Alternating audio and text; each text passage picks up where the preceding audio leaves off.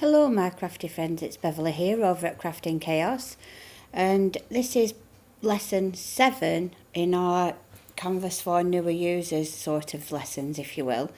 And I've been asked specifically to look at this particular thing that we're looking at now, and that was, I was asked about images that you may have on a CD or that you've downloaded from the internet, etc., and how you could go about using them in Canvas to create cutting files for them, and also perhaps a shaped card background. Now, obviously you need to be very aware about copyright issues, and you should check that you're allowed to manipulate the images before you do this, but I'm going to be using an open source one, so I'm going to be using a Pixabay image which is free, and the one I chose was this one, which is an angel teddy bear. And what you could do is, if you wanted, you could download it, print it off at any size you wanted, but you might want a cut file and also a shaped card to put it on. So this is how I'm going to show you how to do it. So first of all, you'd find a file that you liked and you'd go on to free download and download a reasonably good resolution image. You don't need to go for the highest, but don't go for the lowest either, so that it's got a decent amount of data in the image that it can actually process. Once you've done that and you've downloaded it to your machine, you can head over to Canvas Workspace, and we're going to start from there. Now, I'm going to leave the page and start from scratch.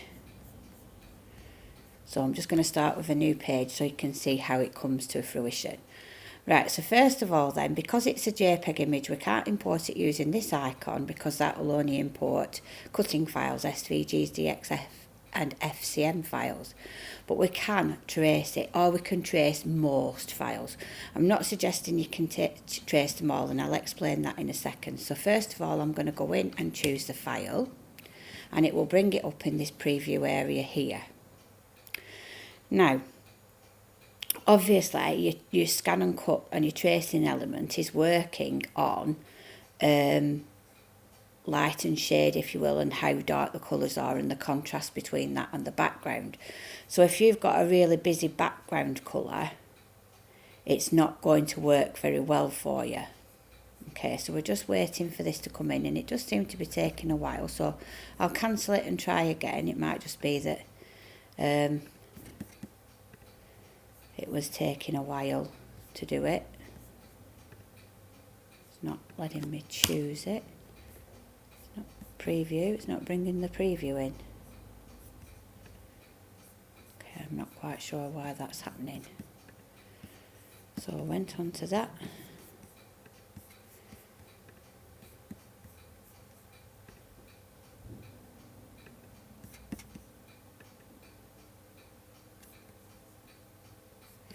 Okay, if this happens, you can always try reloading Canvas, because the online version can cause a problem, and see if that helps then. Because obviously you saw it was on the screen initially when we came into Canvas, and it was working fine, and for whatever reason it stopped. Now, it's worked perfectly well, so obviously that was a glitch in their software. Now, this is where what I was talking about contrast, because this is a nice single more or less coloured background, and the teddy bear's got an outline, and we're looking to see that it's got a decent outline all the way around the shape. If you've got an area that blends in to the background, then the chances are it's not going to get round that part. So when I say it'll trace most images, that's what I'm meaning. Now, there is another tracing program that you can actually purchase for use with the Canvas software, but that's not something I've gone into at the moment, because everything that I've managed with everything that I wanted to use, just using this one for now.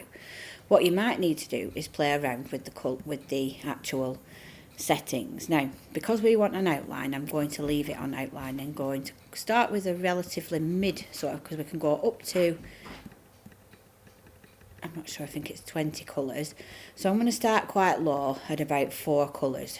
So I'm just going to see a preview, and what we're looking for is a turquoise image line all the way around the perimeter of the image.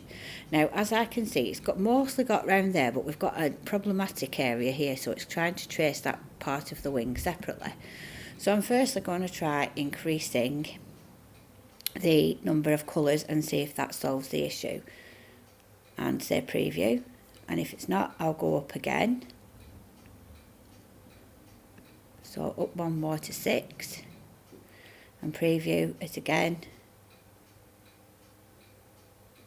And as you can see now, at 6 it's gone rid of that sort of area that was causing a problem here. So if we say OK now, and I am going to put the image on the mat just so that you can see how it fits. So when I say yes, in this case, normally I would say no, and you can see now that I've got a perfect trace around that image. So what I could effectively do is print that one off and then put it on my scan and cut, send this across to the scan and cut, scan that in to the scan and cut, and then place that directly over using the keys. I could scan it in so I could see where the image is on the paper on the scan and cut, and then place that directly over top as so.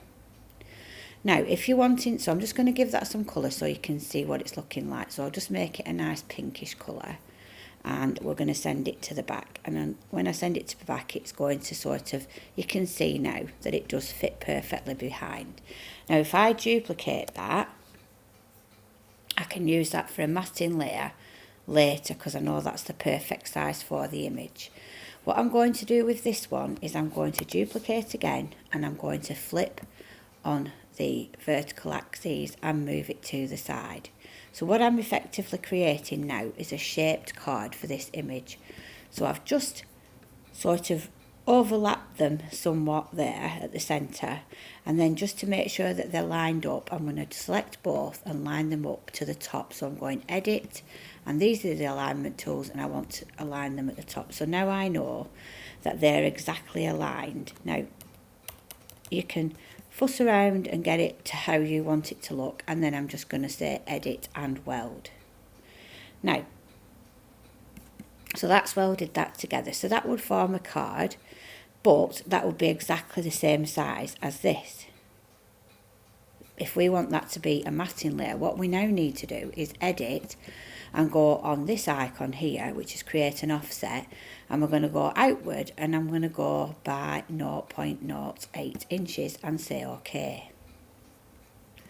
That's now given us a slightly bigger image, and it's also removed this part here in the middle. So I'm just going to click off that and delete it.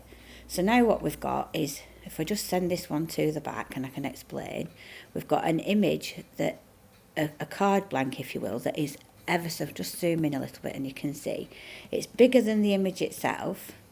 Didn't want to go so far. It's bigger than the image itself. So if we look at the image and that's lining it up, it's going to have a little bit of a border all the way around, but this one is a perfect fit for the actual bear itself. So if we now send this backward one layer, we can now, we need to bring, this one wants to be right at the very back, and then this would be our matting layer for, or our cut layer if you will, for our bear.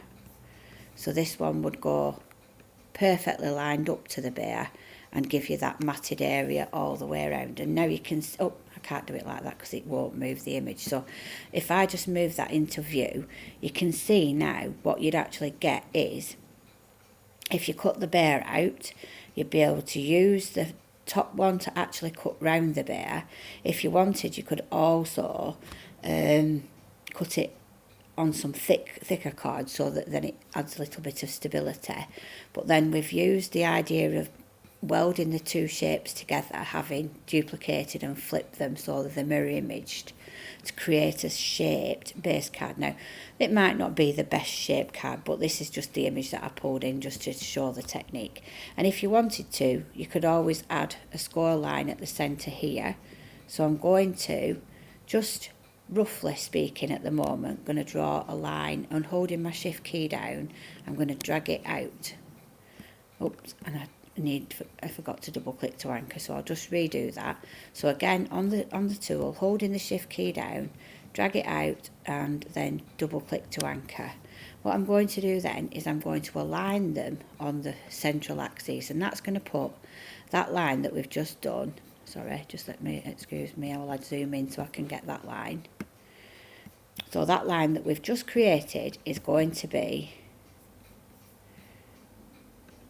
I'm just going to send that one back a layer so I can get the one that I want. The line that we've just created here is now right in the middle for scoring, if you will.